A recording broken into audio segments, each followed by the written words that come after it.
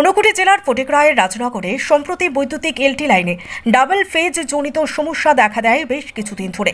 নিগম কর্মীদের গোচরে বিষয়টি আসতেই বুধবার বৈদ্যুতিক এলটি লাইনের ত্রুটি সারাই করতে কাজে হাত লাগায় নিগমের ফটিকরায় শাখা অফিসের কর্মীরা।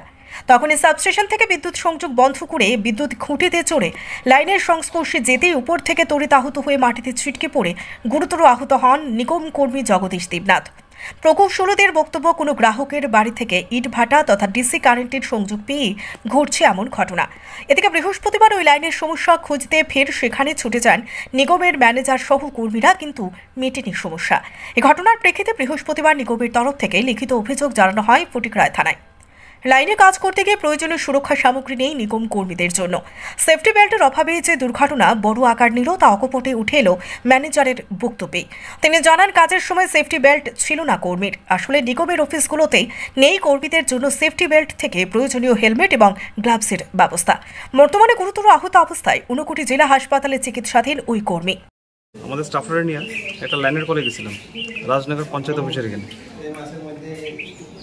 এখানে একটা লাইন আপনার শর্ট আছে। তারপরে ওই ব্রাঞ্চটা কাটবার পরে তারপর শর্ট দেখাইতেছে না ওইদিকে। তারপরে বিকালবেলা আমাদের কিছু ইভিনিং স্টাফরা নিয়ে যখন গেলাম, এখানে পাওয়ার টোটালি কাটা।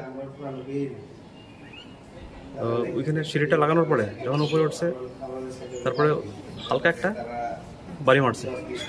বাড়ি পড়ার পরে স্টাফটা উপরের দিকে সিঁড়ির দিকে পড়ে গেছে। পড়ার পরে বুকের টুকে একটু ব্যথা আছে, তো ইমিডিয়েটলি আমরা ফটিকরায় থানাতে নিয়ে গেছি, ফটিকরায় হসপিটালে নিয়ে আসি।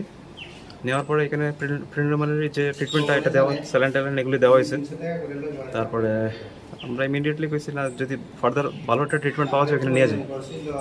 তো ইমিডিয়েটলি ওরা রেফার করছে আপনার এখানে কৈলাসহরে। আমরা আজকে থানাতে আসছিলাম, একটা জিডি এন্ট্রি করানো হয়েছে কালকের বিষয়টা নিয়ে,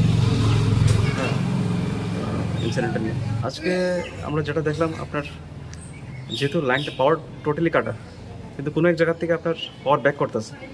তো সঠিক কোন বাড়ির থেকে, হয়তো বা ইনভার্টার থেকে বা জেনারেটর থেকে কোনো বাড়ির থেকে পাওয়ার ব্যাক করতেছে। তো এটা ধরা পড়ছে এটা, কিন্তু পার্টিকুলারলি কোন বাড়ির থেকে আইসে এটা ধরা পড়ছে না। এটা সেফটি বেল্ট এগুলি থাকে, কিন্তু লাইনের যেরকম কন্ডিশন আপনার, এত কিছু আমরা প্রিকশন আমরা নিতে পারি না। তারপরে যখন আমরা দেখতেছি এখানে টোটালি পাওয়ার কাটা, পাওয়ার তো আইবার কোনো সম্ভাবনা নেই। নিগম কর্মী আহত হওয়ার ঘটনায় থানায় অভিযোগ জানানোর পর নিগম থেকে আর কি পদক্ষেপ গ্রহণ করা যায় বা আহত কর্মীর দিকে কতটা সাহায্যের হাত বাড়ায় ত্রিপুরা রাজ্য বিদ্যুৎ নিগম লিমিটেড, তাই এখন দেখার বিষয়। ব্যুরো রিপোর্ট, সত্যের খোঁজে 24 ঘন্টা।